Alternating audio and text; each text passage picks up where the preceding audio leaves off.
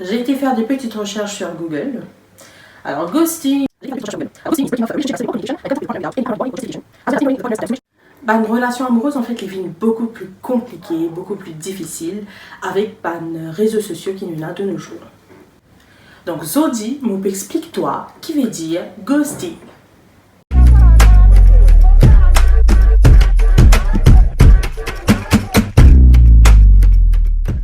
Donc le terme ghosting existait depuis l'année 2006 et il prend un peu plus d'ampleur en 2015, environ en 2011-2015, quand les réseaux sociaux commencent à prendre une ampleur extraordinaire dans le monde entier.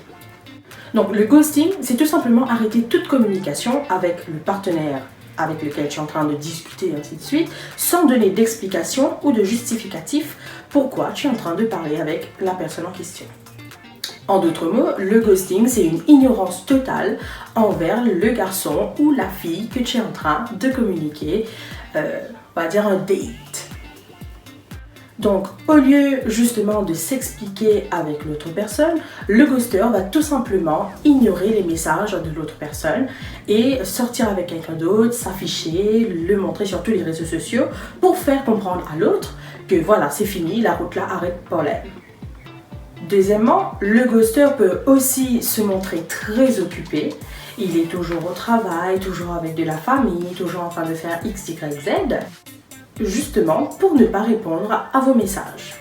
Le troisième type de ghoster, il va tout simplement vous garder comme une option, garder une petite communication, coucou, ça va, et puis il arrête de répondre. Donc il va tout simplement vous garder comme une option au cas où l'autre relation ne fonctionne pas et donc il reviendra vers vous, justement, pour continuer la route.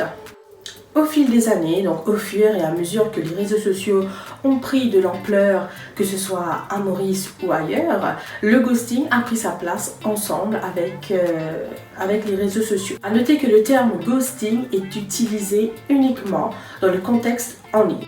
Selon les professionnels de la santé mentale, la victime du ghosting peut avoir des effets vraiment néfastes sur sa santé mentale. Par exemple, être toujours se victimiser, se sentir coupable par rapport à toutes les situations qui se passent autour de lui. Il peut avoir des sentiments de rejet, il peut aussi être introverti, ne plus vouloir sortir et parler avec ses amis, ses collègues, ainsi de suite. En d'autres mots, la personne se renferme et a un énorme manque de confiance en lui-même pour pouvoir justement s'ouvrir à une autre personne et commencer une relation, qu'elle soit amicale ou amoureuse.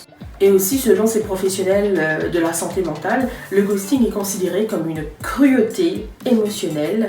Donc, quelques petits signes qui vont vous faire savoir que vous avez affaire à un ghoster. Donc, premièrement, ils ne vont pas faire le premier pas. Ils ne vont pas vous envoyer de messages de bonjour, passer une excellente journée, etc. Donc, ne vous attendez pas à des messages matinales quand vous vous réveillez. Premier signe.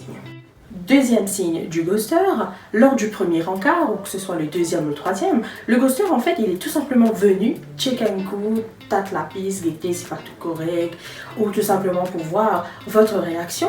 S'il ne porte pas d'intérêt envers ce que vous désirez, automatiquement, le ghoster, il va commencer à vous ignorer. Donc, automatiquement, quand il a fini de check un coup, il va tout simplement prendre le large et vous n'allez plus jamais le revoir. Troisième signe du ghoster, il est on and off. Vous le voyez en ligne, vous le voyez offline. Il est en ligne, il est offline. Tu me vois, tu me vois pas. Tu me vois, tu me vois pas.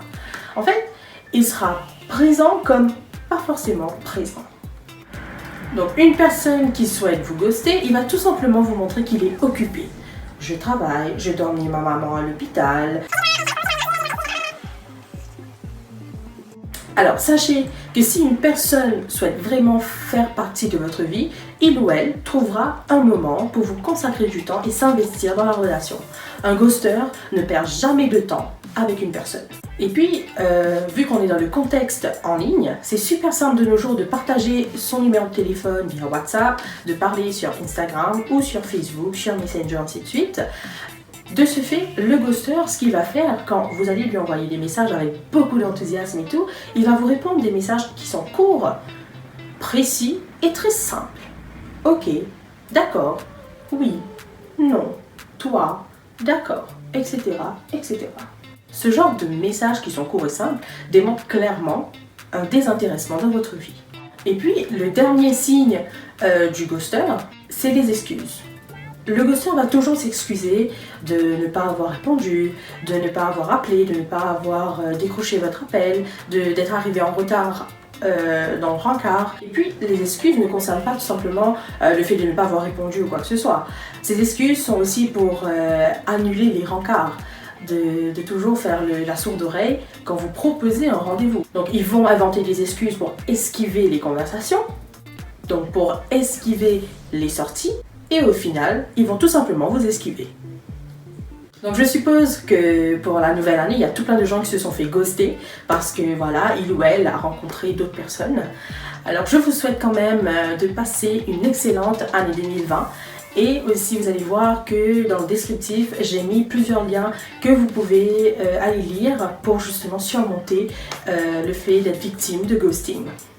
Et pour ceux qui sont en train de ghoster les gens, s'il vous plaît, arrêtez, c'est pas drôle.